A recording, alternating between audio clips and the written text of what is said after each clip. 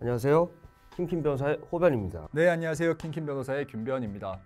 저희가 얼마 전에 참 가슴 아픈 사건, 정인이 사건이었죠. 저희를 포함한 온 국민이 사실 공분하고 정말 울분을 토했던 사건인데, 지금 또 인천에 있는 한 어린이집에서 정인이 사건에 정말 버금가는 정도의 잔혹한 사건이다라고 할 사건이 또 일어났죠. 한 2달여에 걸쳐서 보육교사 6명이 한 10명 정도의 원생을 상대로 지속적인 학대 및 폭행을 지금 했다는 것이 이제 CCTV 상으로 제보자에 의해서 발견이 돼서 경찰 수사를 진행 중이죠. 네. 심지어 그 CCTV에 녹화된 2개월 가량의 그 분량을 봤었을 때 학대로 의심을 할 수 있는 시간을 이제 그 학대 지속 시간을 합쳐보니까 20시간, 그리고 그 횟수로 따지면 200회 이른다고 합니다. 분무기로 애들한테 물을 뿌리기도 하고 사물함 같은 데다가 집어넣기도 하고 쿠션 같은 거를 접어가지고 이쪽으로 튕겨버린다거나. 그러니까 폭행이죠. 네. 보육교사이기 이전에 정상적이고 건전하고 평균적인 사고 방식을 가진 사회 평균의 일반인이라면 절대 해서는 안 될, 당연히 누가 설명하지 않아도 해서는 안 될 것이라고 알고 있는 행위들을 보육교사들에 의해서, 또 어린이집에서 상습 반복적으로 이루어졌다는 게 굉장히 큰 충격을 주고 있고, 그 지금 어린이들의 입장에서 생각하면, 저는 지금 이제 올해 나이가 40인데 저는 유치원을 6살 때 7살 때 이제 만 2년을 다녔어요.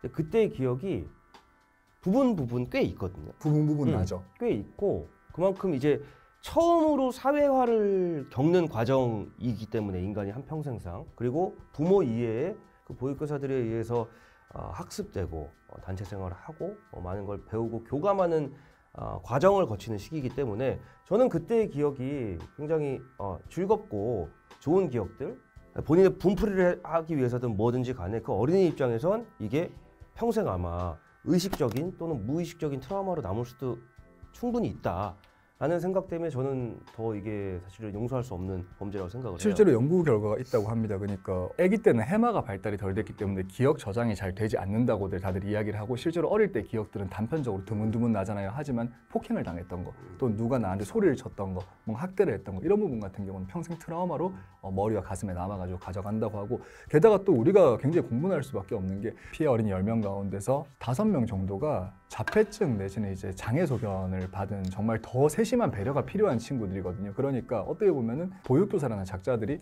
이제 아가들이 본인의 그 어떤 뭔가 피해 사실이나 이런 부분들을 상세하게 설명하지 못한다거나 이제 그런 것들을 또 염두에 두고 작용한 거죠. 그러니까 집에 가서 말을 못할 거라고 생각하고, 그러니까 이 범죄 같은 이 범죄 집단의 행위가 계속해서 반복적으로 일어날 수밖에 없었던 거죠. 다행히 그 보육교사 6명은 입건이 된 상태에서 지금 조사를 받고 있기는 한 상황입니다. 일단은 이제 6명에 대해서 이제 자격 정지는 내려졌고, 경찰은 지금 이제 방대한 CCTV 내용을 세밀하게 분석을 해서 그 아동 전문 기관에도 이제 의견을 구한 상태고, 여기서 경찰 그리고 아동 전문 기관이 유심히 들여다봐야 될 것은 상습성이 있느냐 부분이죠. 그렇죠. 왜냐하면 이제 아동 학대 범죄 처벌 등에 관한 특례법에 보면 종사자, 이제 아동 이제 보육기관의 종사자가 이러한 범죄를 저질렀을 때 2분의 1을 가중을 기본적으로 하고요. 형의 2분의 1까지 가중하고. 그렇죠. 그리고 또 상습적으로 범죄가 이루어졌을 때 2분의 1까지 또 가중을 합니다. 그렇죠. 왜? 이 아동학대 범죄에 관한 법이 특례법으로 있는 이유가, 아동에 관한 범죄는 일반 형법에서 일어나는 폭행 등의 범죄보다 더 사안을 들여다봤을 때 상습적이거나 보육교사에 의해 일어났다면 가중처벌할 필요가 있고, 그 아동들을 보호하는 측면에서는 훨씬 더 강하게 보호해야 될 필요성이 있기 때문에 이런 특례법을 제정을 한 것이고, 아마 아까 규변 얘기하신 대로 그 방대한 분량의 CCTV도 차고 넘치는 증거들이 있다면 이건 당연히 법적으로는 상습성이 적용돼야 된다고 보는 것이 맞고, 이건 당연히 구속 영장 청구는 해야 되는 사건이 아닌가라는 생각이 듭니다. 그렇죠. 그리고 얼마 전에 또 광주의 한 보육교사가 그 이제 판결을 받았는데, 그건 이제 피해자 부모들과 합의를 하고 그다음에 이제 집행유예를 받은 건이 있기는 합니다. 한데 그거 같은 경우는 이제 한 1인에 의해 가지고 보면 일어난 굉장히 잘못된 범죄고, 이것도 사실 형량이 제가 생각할 때 굉장히 가볍다는 생각이 들기 때문에 이번에 저희가 이제 어떻게 보면은 그 정말 안타깝게 가버린 정인이를 통해서 우리가 사회적인 어떤 공감을 이끌어내지 않았습니까? 그러니까 아동에 대한 범죄에 대해서 특별히 이제 특별법으로 규정을 해가지고 더욱더 강하게 처벌하겠다는 법의 의지와 마찬가지로 사회적으로도 지금 요구하고 있는 것은 정말 강력한 처벌. 정말 처벌이 강력해야만 두 번 다시 이제 이런 일이 발생하지 않을 거니까.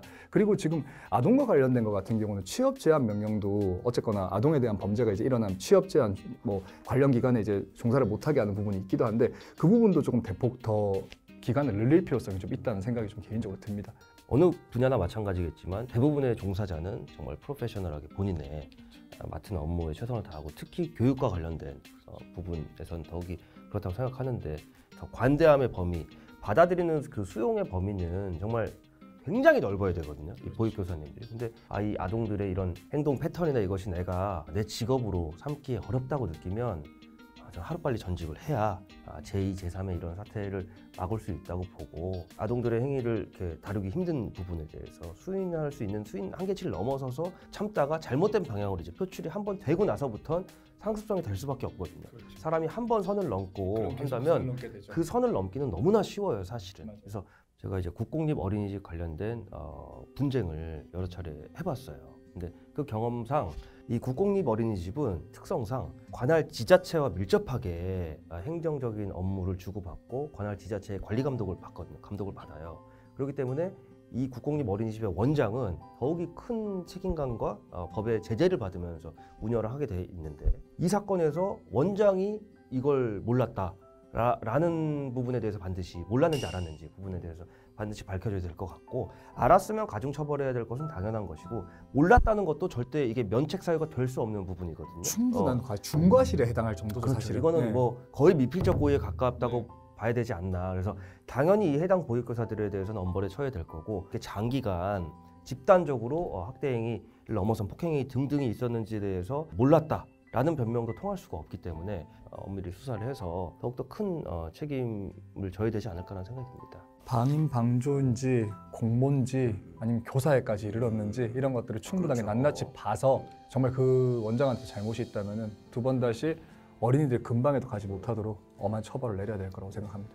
아무튼 이 사건은 정말 우리가 정인이 사건에서 골든타임을 놓쳤던 과오를 범하지 않고 수사기관 그리고 관련 아동기관이 모두 힘을 합해서 빠른 수사가 진행됐으면 좋겠습니다. 다음 시간에 다른 소식으로 돌아오겠습니다. 감사합니다. 감사합니다.